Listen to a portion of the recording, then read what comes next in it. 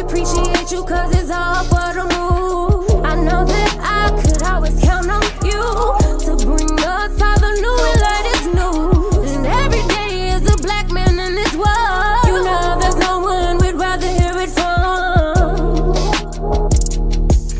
It's the Carlos Chaverst Show.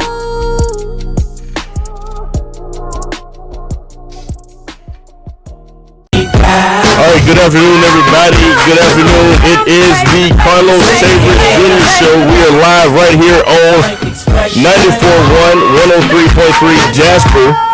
You're listening to the all-new Carlos Chaverst Jr. Show. We'll get right into it, everybody. I am your host, Carlos Chaverst Jr. We also have our co-host tonight in the house, Tonio. What's good, brother? What's up, man? Y'all already know, man. It's the original, not the digital, man. Murder Ham Shawty. And here at Carlos Chaverst Show, man. Let's get it. Yes, sir. So we have a jam-packed week for you all tonight. We have a jam-packed week for you. We want to talk to you all. We got a few special guests tonight. We have Ruben Studdard. We have national recording artist Ruben Studdard and Birmingham native. He's joining us on tonight. Later in the 9 o'clock hour. Also, we'll be hearing from the former mayor of Brighton, Brandon Dean. He is the founder of Doing Kamala Political Action Committee in 2017. And so we will hear from him. And so, he's somebody who actually got a chance to work directly with Kamala Harris. So we'll be able to talk directly about that. And also later, inside the mind of Los, tonight we're digging deep into Kamala Harris. Is she black enough? That's the question that everybody seems to have on their minds when Joe Biden has chosen her for his vice presidential pick. So we'll undove in that conversation a little later tonight. But right now, we got my bro Murder Ham. He's from Atlanta. Well, he's from Birmingham, but he lives in Atlanta. He does a lot of good stuff, man. Kind of tell the people who you are. Let them know the things that you're involved with, what you do. And we'll kind of talk about what we have coming up pretty soon. Like I said before, man, it's the original, not the digital, man. Murder Ham Shawty. Born and raised in Birmingham, Alabama. Met Carlos a while ago. We've been rocking ever since. Event curator, marijuana connoisseur. So what me and Carlos Chaverst have been working on is a comedy special. If a lot of people that's been following him, he's been doing this for a while on both the comedic and political standpoint. So what we have is an event. What is that date? September 18th. In Atlanta, Georgia, 120 Ralph McGill Lane. It's gonna be a dope event, Carlos. We'll have a lot of vendors. It's gonna be a good special.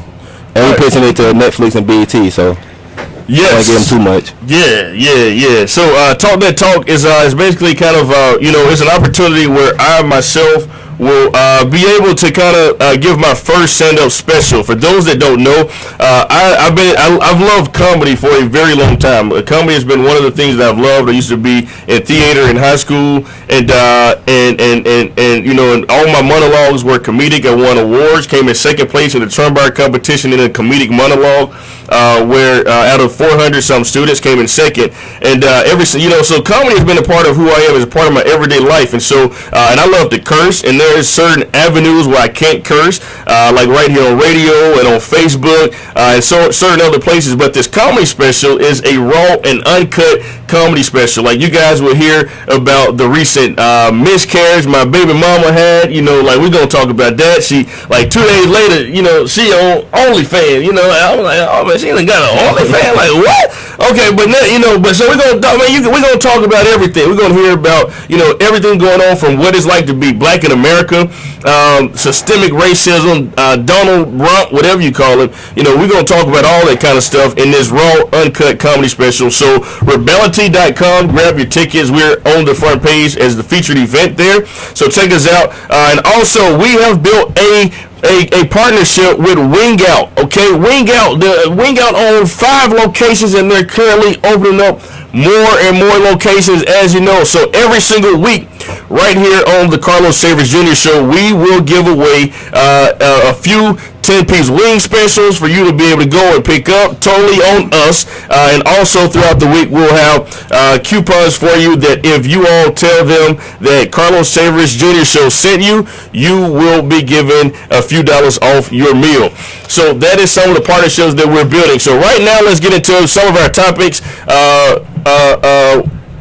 Okay, so tonight, right now, part of our conversation that we're gonna dig deep into on Facebook is really about fathers in the area of black fathers who really have it hard when it comes to the criminal justice system. Right now, on the line, we'll speak with the father. His name is Fred Pooh. We go by the name of Fred Pooh. Okay, so we're going to get, in a minute, we're going to get Fred Pooh on the line where he is actually going to kind of talk to us about him, like in his situation. So right now, this black dad is dealing with an issue of having a 99-year PFA against him to where he cannot see his children. So we're going to wait on him to call, but we have a caller on the line. Larry Davis, how are you? This Fred Pooh, what's going on, Glo?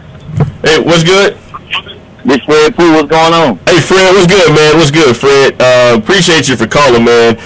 So, look, man, you know, right now, the criminal justice system, we see the issues that we're having with black fathers being locked up on, you know, child support. And I see fathers, they call me and say, hey, man, you know, the judge sent me to jail simply because I couldn't afford to pay, you know, and there's so many issues. So kind of tell the people your story and the issues that you're dealing with as it pertains to your situation. Basically, bro, I just want to thank you for actually even having me on your show. Best foremost anything. Right now, I'm just going through the motion. My kids are getting punished. Right now, my kids are getting punished because of my religion belief. And I don't think it's fair. I mean, I spend a lot of time, effort, energy to Birmingham, and so when you say your religious beliefs, like what do you actually mean? Like, kind of explain to us, like, what are your religious beliefs? I'm a Muslim. I represent the Nation of Islam. Okay. And so you think? Okay, I'm sorry. Go ahead. Go ahead, bro. I'm gonna you. Go ahead. No, so I just want the criminal justice system that's punishing you. So kind of speak on the ways that they're punishing you. What are they actually doing? When you say the justice system, like, do you mean like a federal court? Do you mean like a national? Like, what court is actually penalizing you, and what are those penalties that you're dealing with? Jefferson County Family Court is punishing me because of my religious beliefs. Right now, this is year 6. I don't have no felony. I don't owe any child support. I don't owe no back pay. I have never have nothing on me, a record of whipping my kids, or child molestation, nothing like that. I had a situation where me and my kid's mom had an altercation back in 2015, 14, and 15. And it's like, ever since then, it was like a green light to destroy my life, to destroy my family. And it's like I've been going to court, judge after judge, lawyer after lawyer, lawyer after lawyer. And it's like, no one would help me. It's like I keep going to court and it's like, it's over. They got me on a 99-year PFA where I never see my kids again for 99 years. So for 99 years, a judge decided that you are not able to see your kids, is what you're saying?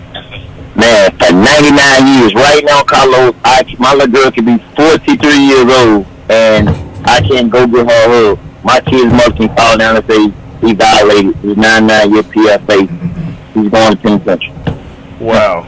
And so, you know, and I imagine that you're not the only... My son can be 88. My son can be 88.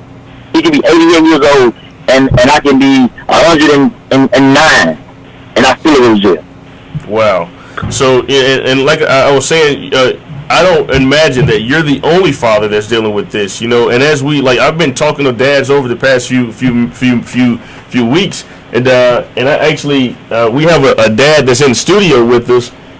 Justin, if you want to come up to a mic really quick, And so I just want you as fellas, really quick, let's take the next minute for you as fellas that's kind of dealing with the same issue. Justin, you're dealing with similar issues. Just, what is it? Like, what needs to be done as it pertains to the treatment that black men sustain through our criminal justice system when it comes to being able to see your children? Because what I see is a lot of fathers want to be in their kids' lives, but there's this system in place that keep fathers from really being in their kids' lives. So can you fellas just speak to that? Justin, let's start with you really quick.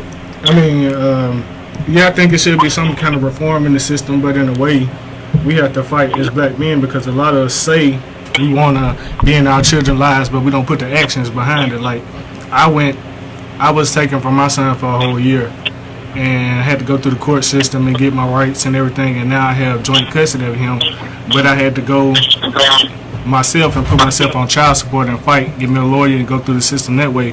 But a lot of times I'm not going to say it's solely on the mothers, but we should have to work together. I mean, it shouldn't be baffled because it takes a village to raise a child. So we should try to work with the other parents regardless, because the most important thing is the children. And a lot of us don't think like that. We think of our own actions and we don't think what's beneficial to the child instead of ourselves. Yeah. And Fred Pooh, can you speak to the same thing, as a dad that's dealing with this? Like, what do we do and what needs to be done for there to be some sort of resolve so that fathers, especially black fathers, don't have to continue to deal with the system that hold us back? From my experience, what I think we should do, bro, we have to have some type of organization to where we stand together. Like these judges that's in office, these black African American judges that's in office, and they not for us, bro. They are here to destroy our family. You gotta understand, for them to say this, don't owe no child support, for me to be going to court for 6 years to all these different judges and lawyers, and not one judge ever decided, hey, let's give it a shot. We haven't done that. I don't think the system is set up, bro, to destroy black families. You understand what I'm saying? Like, that will tear your family apart. And there's nothing that we can do about it as a black man, because once you in the system, either you obey or you don't obey. If you don't obey, you're going to jail. Yeah. Man, I was in court the other day, man, and the judge asked me why I was late on my child support. And honestly, bro, I was late because I ain't seen my damn kids in 6 years. But honestly, I told it because of the corona. You know what the judge told me? They're gonna give me 20 days mandatory for being late, not for owing no money. The money's paid now, not for owing no money. Just for being late. Like, we're in a global pandemic, and it's just for being late. But this was stronger than that. It was the day of my trial to get my kids. My lawyer came and told me that if I go into the judge's courtroom and try to take it to trial, the judge is going to mandatory give me 20 years if I tried. I'm not 20 years, 20 days mandatory if I tried it because I was late. So she didn't want to hear my case. She was going to automatically give me 20 days mandatory because I was late paying child support.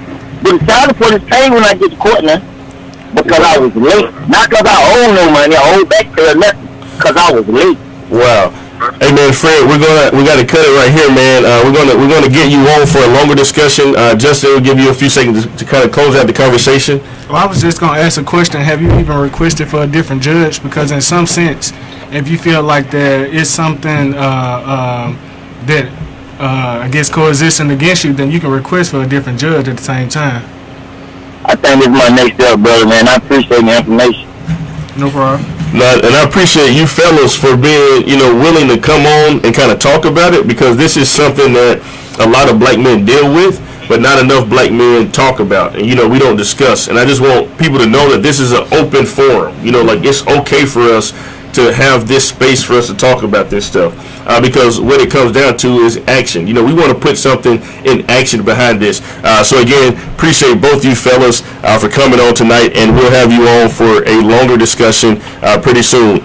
Now it is time for us to get into the current events of the week. What is going on out here in the world?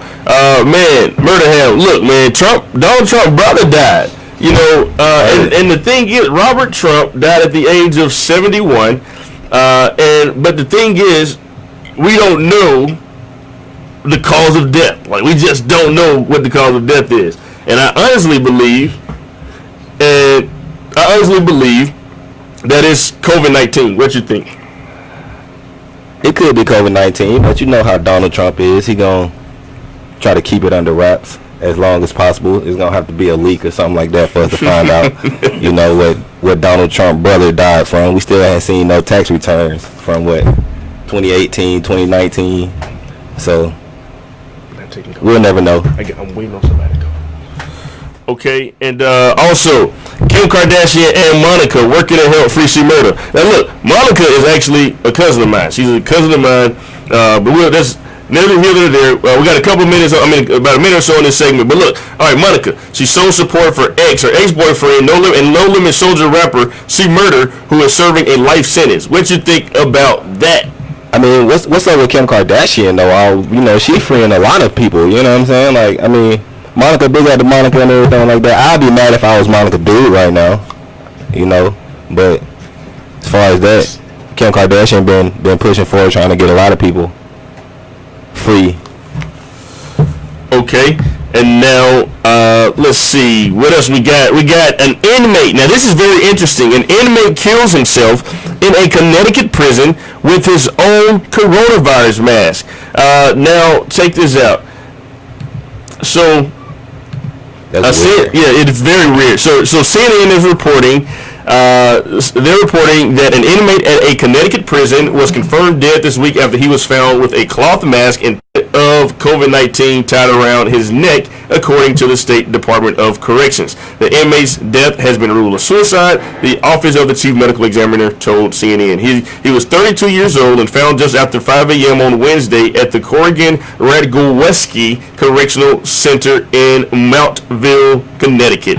And what they described it with a ligature tied around his neck, the DOC spokesman said in a statement to CNN. A lot of people dying in mysterious circumstances up north in these correctional centers. Jeffrey Epstein and I don't know how he died. Like, what's going on? From a mask that sound like a bandana. Some sheets. We just gotta stay out of prison, man. You ain't gotta worry about none of that. Okay, and let's see. Also, let's see. Now, the kids going back to school. That's also a big topic. Kids going back to school. What are your thoughts about that with the COVID-19 and all this kind of stuff? My kids ain't going back to school. I got 2 kids. My son actually is doing virtual learning. So, we be kicking it, watching anime while he doing schoolwork. So. So, really quick, all right, virus. So, Pastor called in and said we should mention the virus, violence, and the vote. So, every week we'll mention something about all three: the violence, virus, and the vote. Number 1, the virus. 40 athletes at Troy caught COVID-19. Nobody has really understood that, and it's under the wraps right now, but that is very good. That's very big that's going on right now on college campuses. Violence. Okay, a motorcycle club shooting. There's been a few motorcycle club shootings in the past couple of months here in Birmingham alone. So, that's kind of frightening in our communities. And also, as it comes to the vote. With the vote, they're trying to undermine the Postal Service by literally trying to make the postal worker take the funding from the Postal Service and also take out the sorting machines. They try to cut the number of sorting machines. How do you cut sorting machines when you know that mail-in ballots are about to be one of the biggest things going on this year? As well as removing some of the postal stations out of the neighborhoods, like whole mailboxes are coming up missing. They're making it harder for people to actually send in their ballots. This is gonna be a crazy election, man. It's Donald Trump, man. It's gonna be, what was it? The Apprentice. This is the presidential election 2. You might as well put this on TV or something, man. You might as well make this into a show. Yeah, man. And that's all this presidency is a crap show. I can't say the actual word. Exactly. But it's an actual crap show. So we are getting ready. We got a couple things coming up. So shortly we have Ruben Studdard. He will be calling in. National recording artist Ruben Studdard will be calling in. But before that, we have someone on the phone getting ready to call in. Brandon Dean, the former mayor of Brighton. He should be calling in just a second, and we will get him on. But right now, you're listening to the all-new Carlos Chaverst Jr. show right here on 94.1 FM in Birmingham and 103.3 FM in Jasper. When you think about what's going on in this country, Murderham, it's like, we got so many issues that with poverty, education, the unemployment. We covered unemployment last week, and so I think that's kind of what we gotta deal with. So kind of figure out what we do. Caller, you are on the Carlos Chaverst Jr. show. Good evening. Hey, bro, Carlos. Bro, said, how are you? I'm blessed, man. I just want to say, man, my prayers are with the young protesters out the Galleria on the other day. I saw they was treated out there by the law enforcement, and my prayers are with them. And I strongly suggest that they get legal counseling next time they go out there and deal with them folks, man. Have somebody that really knows the law and that's there to witness what's going on. You know what I mean? Yes, because I just see a bad spirit in what keep on happening to them young folks. You know what I mean? Yeah. I heard one of them got a $4,000 cash burn, and I'm trying to say, what's the cash burn for? This what it comes up? Yep. And that's the surprising thing. So and Hoover, they tried so much to do so many different tactics, bro said, and tried so many different things to stop the protest. And they say that, we're here, and it's kind of on one side they say one thing, we support the right to protest, but then every single time a protest happens, then they're arresting the protesters. They're out here literally, they start the majority of the issues. The protesters are peaceful. These people don't do anything, just like we didn't do anything 2 years ago when we were fighting the same fight that they're fighting today. And it's like, but this just continue to expose the racism in Hoover. This continue to expose that Hoover is afraid of really the truth. They're afraid of showing the tapes. They're afraid of releasing the videos. They're afraid of all of that. And the only defense that the city of Hoover has is to be able to keep on locking people up and making that little $35 every single time they do so. Bro said, we appreciate you so much for calling. We got to get ready for our Thank you, man. Be blessed. Yes, sir. You too, bro said. Take care, man. All right, so I think we have a caller in the queue. Yes, we're going to get former mayor of Brandon Dean on. Mayor Dean, how are you tonight, brother? I'm hanging in there. Okay, yeah, man, I totally understand. So really quick, we got a few minutes, man. Time is getting away from us. I want to reclaim my time. Mayor Dean want to reclaim his time. Okay. I want to reclaim my time. I got you, Mayor. I got you. So check this out, everybody. We have former Mayor Brandon Dean. He's also the founder of Do It Kamala Political Action Committee, which he founded in 2017. And he also served as a fundraising team surrogate for her Senate campaign as well. So, Mayor, how are you, man? Listen, really quick, man. When you were the mayor of Brighton, you were mayor, and everybody was excited. Oh, Brighton has a young mayor, but then them folk kicked you out of office. Like a few words. What happened, man? Well, it was more personal than that. I mean, at least the impact of it. I ended up losing my home, losing my automobile, and there was an assertion of this very bad boogeyman voter fraud, and it was supported by state level officials, Republicans who have aligned with white supremacist views time after time after time. It was introduced by people from my community who had traditionally been the powerful class, the ruling class, who didn't take very kindly to the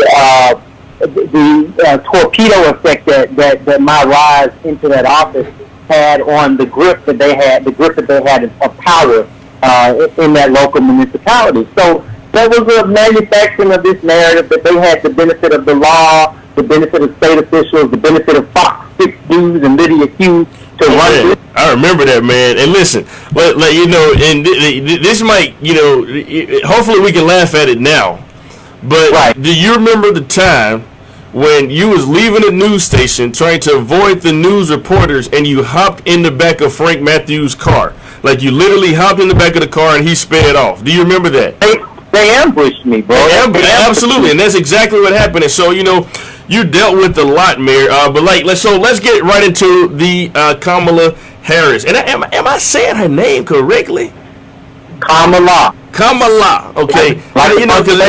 It seems like people get, and I'm just making sure I'm right, because people get tongue-tied trying to say Kamala. The Trump people were on a conference call and they kept saying Kamala Harris. I'm like, what? Who are you saying? So I just want to they just throw it off, but it's Kamala. Okay, so Mayor, please, I wanted to bring you on tonight because you have a unique position because you actually know Kamala Harris as the individual. You know her, the candidate. So kind of talk about, who she is. People say, well, Kamala ain't that black. Can you explain to us if this woman is black and what does that really mean for her to be black? Explain that just in a really quick, Mayor. Well, let me be clear. She and I have very different experiences in this country and in the realm of politics. There have been some advantages that have been offered to her because of her geographical location, because of the advanced nature of her academics, because of her relationships and social organizations. But there was never a moment from the first time I met Kamala, from all of the instructions I had prior to that, to her philosophy, that I ever believed that she was not someone who was sincerely aligned with the experience of a black woman in this country. Now, how that is different from my own mother's experience is worth evaluating, and I think fair to question. I absolutely think it's fair to question. But the reality of it is we have someone who is a United States Senator, a trained lawyer, a former top official in a Department of Justice, second only in size to the United States Department of Justice. A person who is more like us than anyone else who has had such an opportunity, who has a serious chance of moving into the observatory circle as the Vice President of the United States, and then succeeding the 46th President of the United States to become the first woman President in the United States. And I think that alone, I think the reality of that alone, considering where we are and what we have to look forward to, if this man, Joe Biden, who I met on a train in Tampa, and I said, Joe, if you don't run for president, I want you to support my friend Kamala Harris. What we have to go back to, if this man does not win, is so dangerous, so detrimental. People will die. There will be political prosecutions. This virus, we don't know that it will be under control by November. No. The markets are suffering. Housing is suffering. And so I think your question was, is she black? Yes, she's black. Who's measuring how black? What position are any of us in? I mean, in comparison to the citizens of Brighton, there was a great deal of privilege that I had that many of them did not have. But would it have been fair for them to sort of rob me of my identity, or my opponents to argue that I was some educated fool or some transplant who didn't have the relevance to the community to serve? No. I think there's some questions that Kamala has to answer, and I absolutely think that these factions of our community who want an in-depth understanding of what her principles are, what her political religion is, I think that's totally fair. No, we have to be measured in how we do that, and appropriate in how we do that. Yeah, no, I totally agree. Now, let me ask this, because so I foresee. So when you look at Joe Biden speak, he say things like, "Oh, we're setting her up, to be the face of this thing in a few years."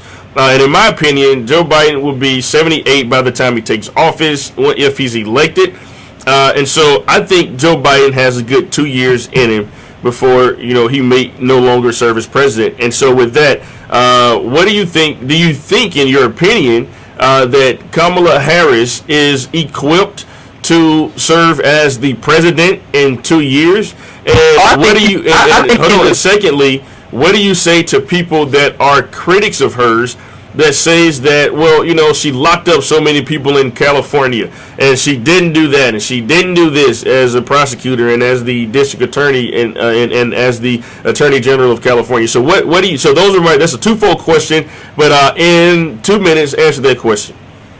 I think she's prepared to be president or the Queen of England in 2 years if she wants to be. Queen of England.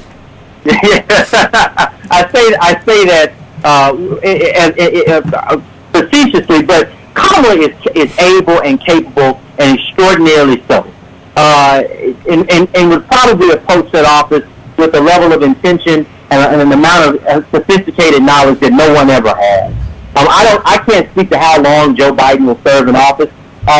Being aware that if he did resign prematurely, Kamala would still be eligible to serve 2 terms in her own right, which would effectively make her able to be the second longest serving president in the United States history behind FDR. Two other questions really quick. One, I want to ask, a lot of the whole birther thing is coming up. Trump is trying to create the narrative, where was she born? I have no idea where she was born. Well, first off, and maybe somebody should relay this to the president, but all he had, Google could be your best friend for anything. Okay, if he wanted to know where she was born, is one. But where was she born? Where was Kamala actually born? For those that's trying to create the narrative, she wasn't born in the United States, or she wasn't, she's this or that. Where was she born? And the second thing, okay, go ahead and answer that. California. What part of California? Born in California. She, for a time, went to school in Canada. Her mother moved there to take a job in her field, which she was a researcher, breast cancer researcher. Hold on, we got one more question. We got one more. We got 1 more minute, but I want to get to this other question. So she was born in California. She was born in Oakland, California.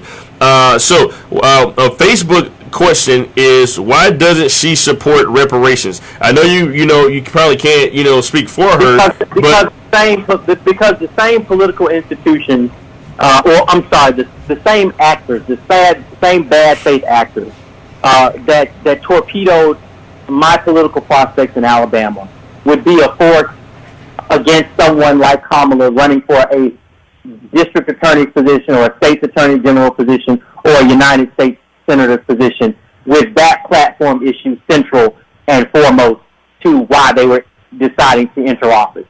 We understand that poor black people do not fund candidates.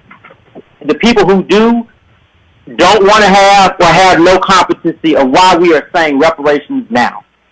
It is a generational factor that we are even able to have that conversation and stake our political prospects on it. Is it fair? Is it right? No, but let me just say, had that been central and primary to her focus early on in her career, which started 30 years ago, we wouldn't know who Kamala Harris is today. Do I hope, and do I believe that fundamentally and ultimately her sensibility is that this must happen, and it must happen in the way that the American descendants of slaves are demanding that it happen? My hope is that absolutely she will arrive at that conclusion during her service as the Vice President of the United States. But I understand the dilemma, because the consequence of standing up for issues and being vocal and very clear about that in the public space that affect us, because racism is still alive and well, because the erasure of our interests and our values is still a function of the American political system on both sides. I have to be empathetic to the reality that we would not know who she is. She would not have the promise that she has today. No. At an issue that effectively only helped black people. Yeah. It's central to her platform as she rose to the political ranks of San Francisco politics and California politics and now national Democratic politics. Yeah. No, I totally understand and agree with you. Mayor, thank you so much for joining us all the time we have this week. We'll have you back on pretty soon to talk more Kamala Harris. That was the former mayor of Brighton, Brandon Dean, and also the founder of Do It Kamala Political Action Committee, which he founded in 2017. So we are now, we are awaiting for Mr. Ruben Studdard to call into the show. And so we will see when Ruben is calling in, and then we'll check on that in just a second. Hopefully we'll have Ruben on. We're going to take a call right now and see who our caller is. Caller, you are on the Carlos Chaverst Jr. Show. Hey, this is Green. Hey, man, how are you? I just called in and said, hey, man, stay on my girl inbox. Man, listen, hang the phone up. We don't know who it is. You beefing with a dude named Dream? Dream, I don't even know who Dream is. And maybe... He said stay on the girl inbox. Obviously... Dream? Wow. This man having nightmares. This man that called into the show. They tell you to stay here, girl. That had to be Vic, man. Like that had to be Vic. That had to be Vic. Okay, that had to be Vic. Okay. All right, we got a caller on the Carlos Chaverst Jr. Show. Caller, how are you? Hey, caller, do Weatherman Woe, man. Weatherman Woe. Okay, it's Weatherman Woe, and it is time for our weather report. We still got Ruben that's going to call into the show momentarily, but it is Weatherman Woe. Listen, man, Weatherman, listen. Whoa, you said last week, you said it was going to cut up. And guess what it did last week? It cut up. It cut up, dog. I cut up. That man said last week, the weatherman said, yo, he said it's going to cut up. It cut up? It cut so, up. Man, what you got this week, Weatherman Woe? Alright, for this week, we got sunshine for tomorrow and Tuesday, with a slim chance for afternoon shine both days. On Wednesday, rain chances will increase, Wednesday, Thursday, and Friday. Highs will be the same, but lows, temperature at night will be slightly cooler than average.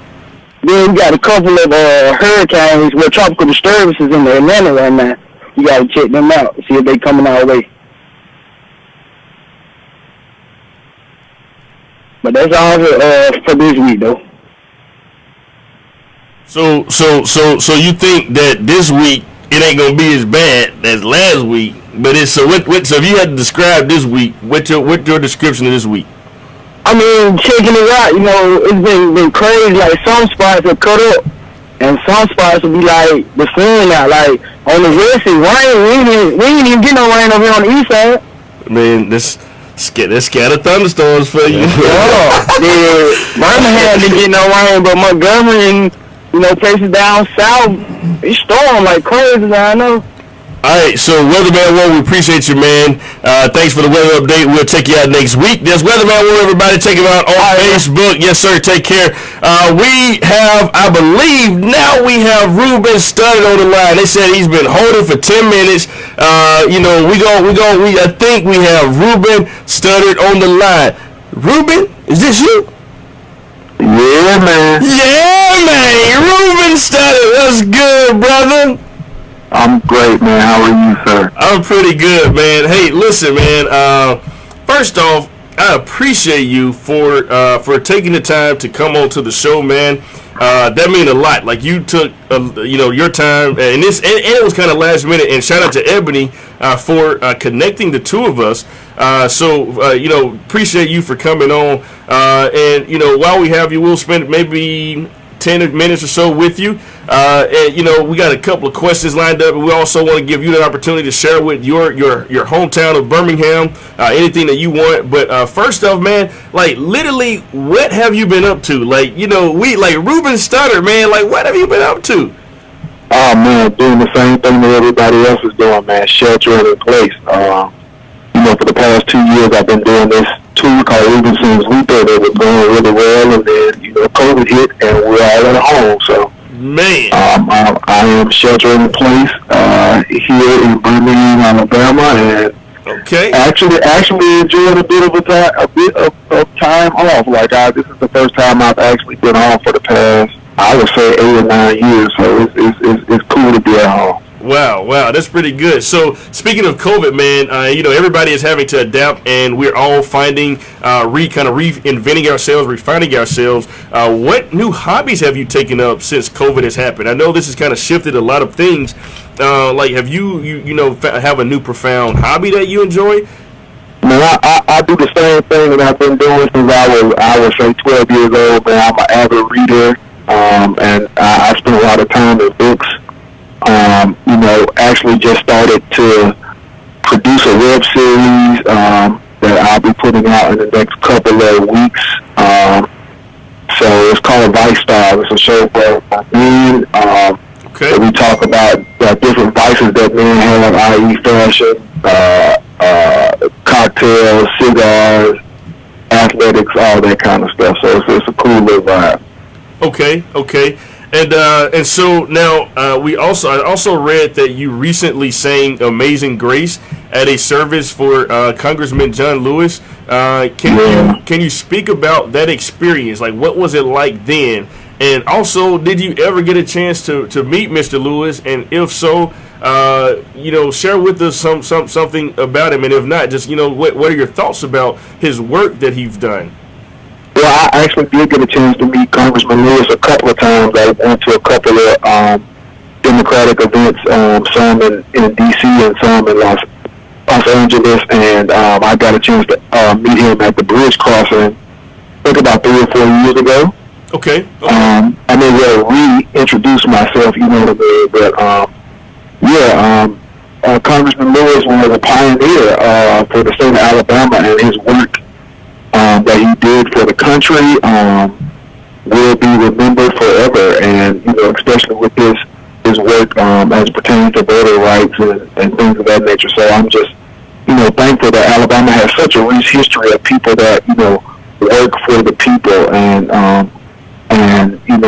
have made such an impact on the United States of America, because Alabama doesn't always have the best PR. And so to have somebody like him come from such humble beginnings and be somebody that the world knows is just it was a blessing. Wow, yeah, that's pretty amazing, man. And so, kind of talk about what's the most interesting experience you've had on the road since you've been a national recording artist. Like, where's the most interesting place you've been? Like, what's the most interesting thing you've seen? Like, make that kind of, share with Birmingham what, some cool things that you're a celebrity, man. So we want to know what kind of cool stuff you've seen out there before. I've been all over the world, man, and I thank God for everybody here in Alabama that supported me, because you guys have afforded me the opportunity to do a job that I love on a scale that I never thought I'd be able to do. But I think the most interesting place for me was going to Africa for the first time. Like I've been to South Africa, I've been to Durban and Johannesburg and Nigeria, of course, a couple of times, got a chance to perform for the president of Nigeria, and just, I've really been all over. I think one of the coolest things is traveling around Europe and noticing the difference in their transportation system and how they move on train in a way that I wish that we could here in the United States. That was always cool, and getting the opportunity to go to Germany. I was born in Frankfurt on a military installation, so getting a chance to go there. And, I read that. And see, where I was born and have that experience was really, great. And it all was because, I had an opportunity to be on American Idol and people voted for me, so I had the opportunity to go over there and perform. Man, and you've been doing the thing since, man. I'm such a supporter and fan of your Luther album. I'm a big fan of Luther. So, when I'm alone, I just bust out singing Little Luther. And so, I sing a Little Luther, and I sing it in the Ruben Studdard version. And so, and so I got my co-host, Tonio. He's going to ask you a question, and then I'm going to close out with a question as well. What's up, Ruben, man? I've been a big fan since I was younger. I've been a collector of vintage clothing items, man. I just wanted to know if you had any of them 205 flavor shirts. Because I remember I was like 13, man. I saved up all my money. I went down to the Jenkins Brothers barbershop. I don't know if you remember them or not. I do remember them. Man, I need a 205 flavor shirt, man. My mom keeps all of those shirts that I wore on American Idol. She keeps them. I've actually donated a couple of them to museums.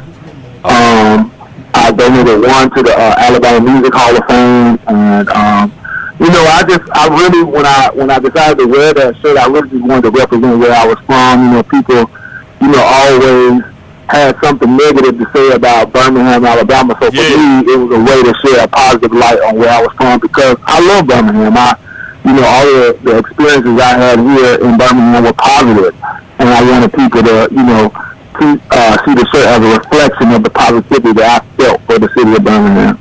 Wow, man, no, and that's dope, man. And still to this day, like what I'm trying to do, I'm trying to bring that 205 back. Like I'm trying, we're doing a competition for the person that pull out and share a picture of them in that 205. We're gonna send them to my show in Atlanta. I'm doing a comedy special in Atlanta. We're gonna give them a free ticket. We're gonna give them a free ticket, and we want them to wear the 205 to the show. And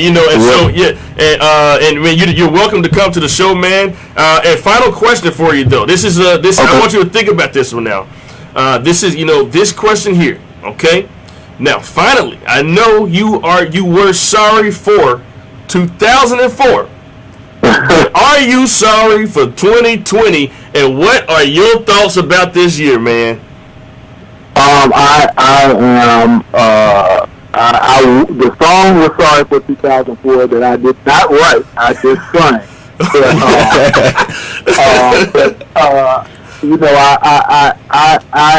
I am hopeful for 2020. I'm hopeful that everybody will take the opportunity to learn something new about themselves, learn, exercise their right to vote this year. And, I think that 2020 could, after we come out of this quarantine situation, I think that 2020 could be a year that we all learn something great about ourselves. Wow, no, that's very inspirational, man. And a lot of people haven't looked at it that way, and that it's kind of good that you put that on people's hearts. All right, last thing, can you hit us? The people on Facebook are asking, can you hit us with a couple of notes? You ain't got to, a little something, that little sauce on it. Get the people a little something.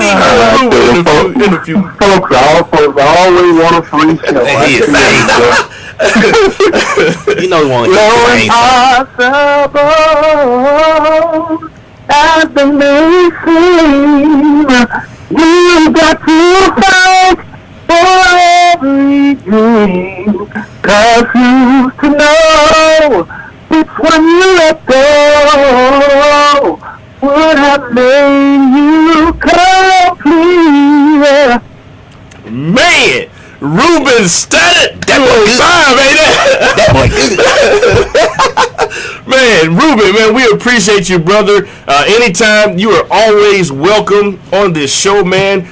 We want to stay connected with you. Anything you're doing, we want to support. Let the people know what's going on. We appreciate you again, man, for taking the time. Thank you so much. Anything again, everybody, Ruben Studdard. Thank you so much, Ruben. We'll catch you next time right here on the Carlos Chaverst Jr. Show, man. God bless you guys. Yes, sir.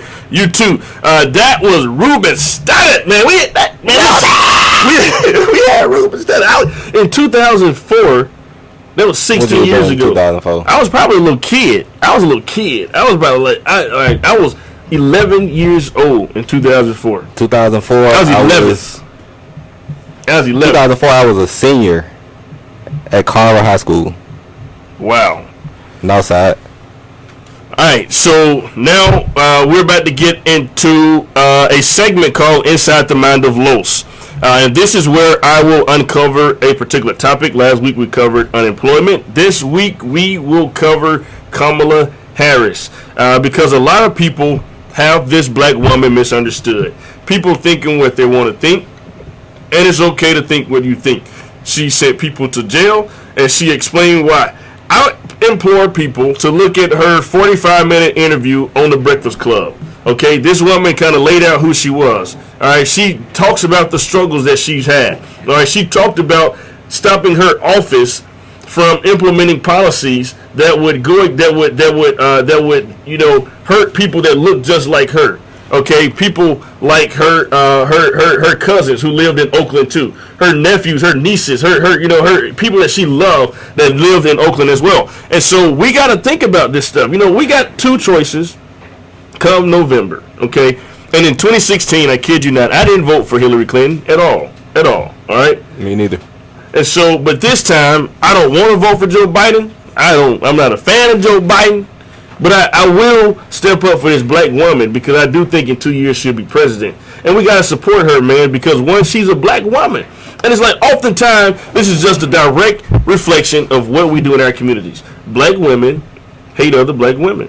And people might have what they think about that, but it's especially the truth. a light-skinned black woman. But it's just the truth. It'll be different. It'll be different, completely different. But it's literally the truth. And even when you see, women in our communities fight each other all the time, we have something against each other. And that's why we can't find in our hearts why we should support this black woman. Because we always want to look at, oh, she did this, she did that, okay? The things that she didn't get right, she apologized for. The things that she wants to do better, she admits that things can be better, okay? But when you look at this lady's platform, when you hear the things that she's saying, they really are in tune of who we are. And she also is a black woman. Being black deals with that does not deal with anything, quite honestly. To be black, what does it mean to be black? When I was in Miami 2 weeks ago on a yacht, at a yacht party with a friend, all right, the driver of the boat appeared to be a black man. He was a black man in my eyes. So I said, oh, they got a black man driving this boat. He corrected me. He said, I'm not black, I'm Dominican, okay? And so I said, oh, but you still a black man. He said, no, I'm not black, I'm Spanish. Dominican. So, but what it comes down to is nationality. People know where they're from. People can tell you exactly where they're from. We here in America, as black people, have been stripped of our identity, so we can't identify with any other nationality other than what? American. Because at the end of the day, the only thing that we all have in common as our nationality is what? American. So black and white shouldn't exist if everybody is all American. And that's the only place it is here. It's if you go to other countries, if you're German, you're German, whether you black or white. If you Japanese, you're Japanese. If you was born over there, America's the only place that does that. This is Caucasian, it's American. It's like you should just be American. Where is Caucasian? Like where's Caucasian? Sound like a sauce. Excuse me. Yes. Pass the Caucasian. Please pass the Caucasian sauce, please. May I have a little Caucasian on the side, please? Sound like the term for saline or something.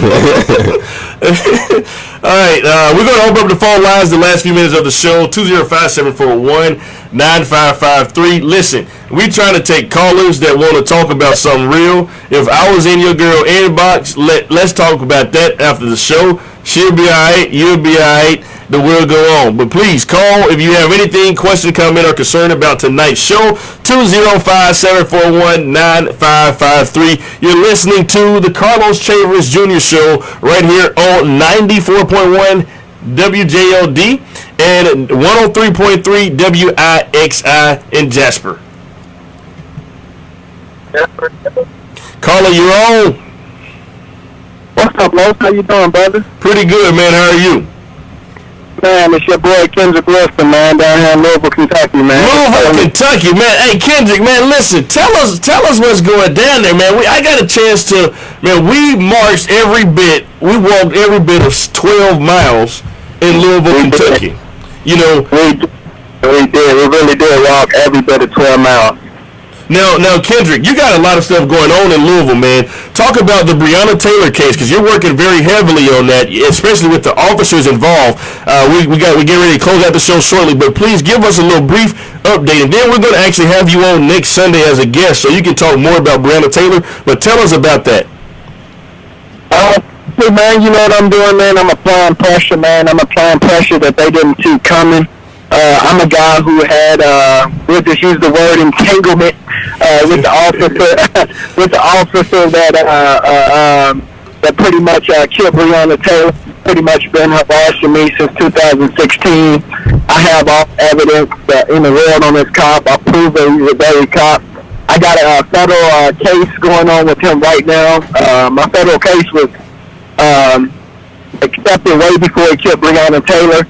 So now, you know, my case is starting to get some attention because people are starting to dig into Brett Henderson, and they're realizing, hey, this guy got a lot going on, and then they see my name right beside the case. So now I'm starting to get the spotlight a little bit as far as shedding the attention that I'm trying to shed on Brett Hankerson and how much of a dirty cop he is. So, and do you think that had people known about him, even like before Breonna Taylor, even in your case, do you think that the entire Breonna Taylor situation could have been avoided? Had the Louisville Police Department taken action on him when they knew that he was a messed up cop initially? Well, my thing is, I know I'm 100% confident that the situation with Breonna Taylor would not have took place, because you got to understand who Brett Hankerson is. He's the cop that actually killed this girl. So if procedures was followed properly and if they would have took my evidence serious and took my case serious, Brett Hankerson would have been fired back in October of 2019 when my federal case was accepted. But instead, they did not relieve this man of any duties or anything. If a teacher is accused of being a child molester, the teachers normally, might not go to jail right away, but you're not going to have that teacher in the school teaching the students, right? Yeah. So my thing is, they did not even, do anything to discipline this man or remove him from being out in the streets or anything. They continue to allow this man do police work, and they should have easily, put this man behind the desk until my situation was resolved. Wow, no, you're correct, man. Kendrick, hey, listen, brother, thank you so much for calling in. Next week, we're going to actually spend at least 10 to 12 minutes with you having a conversation so we can dig a little deeper so that we in Birmingham can have a better understanding of what's actually going on out there in Louisville, Kentucky. So thanks so much for calling, man, and we'll actually have you on next week. Thank you, bro, and again, congratulations with the show, bro. Thank you so much, man, and thanks for calling from Louisville, Kentucky, man. That shows that people are listening. Do we have time for one more caller? Okay, caller, you're on the Carlos Chaverst Jr. show. Hey, what are you doing? This is Tom calling from Virginia. I just want to let you know I'm a big fan. We've known each other for a while. I just want to let you know that you and I are looking at this event in Florida with the boat parade for Trump. Do you think he has a solid chance of re-election, or do you think that Biden can maintain his lead and win the presidency? So, so I'm a political strategist, and I'm glad you asked. Thanks for asking, and thanks for calling, man. Tell me we go way back, brother, at Virginia. But check this out, though. So really quick, yes, to answer the question, I think Trump does have a solid chance of winning re-election. There are some things that can happen that Trump, if you see the number of people, he has the support, and his support, his base is there. I won't say it's as strong as it was 4 years ago, but he has a very solid base. Now, the polls. We all know that that Hillary Clinton was leading in the polls in 2016. I say we don't look at these polls. That does not determine. The only thing that is going to determine is us getting out to vote and each one of us taking people with us to vote. If we have more numbers and more people voting, we can win this thing, especially in these rural states and these swing states where the Electoral College will make the difference. But I do say Trump has a solid chance. We cannot undermine him, okay? Now, he's not outraising Biden. Biden raised like 17 million in a few hours. Donald Trump is struggling to raise a couple. So the dynamics are different this go around, but Donald Trump cannot be played out. Cannot be counted out. And also Russia. Russia is playing a very, very, very strong part in this election. And please, if you're on Facebook, don't give in to this Russia, stuff that you might see online. They're spewing misinformation, and that's what we have to watch out for. But yes, Tom, Trump does have a good chance. Don't look at the polls. Take this thing serious, do our job, and vote from home. We have the option to vote from home, and we can do it safely. I want people to vote from home and do so safely. We're out of time, Tom. Thanks so much for calling, man. We look forward to having more conversations with you as well. But take care, brother. Thanks for calling from Virginia. You as well, sir. Thank you. All right, so I think we are out of time, everybody. That does it for the Carlos Chaverst Jr. show. I'm your host, Carlos Chaverst. Tonio, you have any final words for our audience, man? Man, go to www.rebellity.com right now. Buy a ticket. Buy your ticket to my show. I'm doing a stand-up show, kind of like Dave Chappelle and Bernie Mac, a mixture of both of them, but in very raw or Bernie Mac, since both of them, so this is where you're going to get. We're out, everybody. Take care. Let's see. I want to really play the song for you. We're trying to play the song for you. Let's see if we can get the song to work. The song wasn't working earlier. Jasmina is our talented creator of one of our theme songs, and we are trying to play the theme song. but I don't think the theme song is playing. All right, so we're out, everybody. Take care. Carlos Chaverst Jr. Show. See you right here next Sunday. I live in Denver, but I fly in every weekend, so I will be back out tomorrow. But I love Birmingham. Birmingham is home, but I appreciate the opportunity to do the show. Take care, everybody. Have a good night.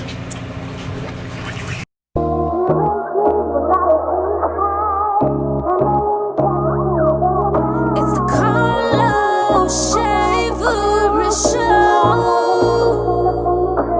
You and me will always be tight. Chaverst giving up his day and night. And even when he start acting like a fool, we appreciate you cause it's all for the move. I know that I could always count on you to bring us all the new and latest news. And every day is a black man in this world. You know there's no one we'd rather hear it from. You and me will always be tight. Chaverst giving up his day and night. And even when he start acting like a fool, we appreciate you cause it's all for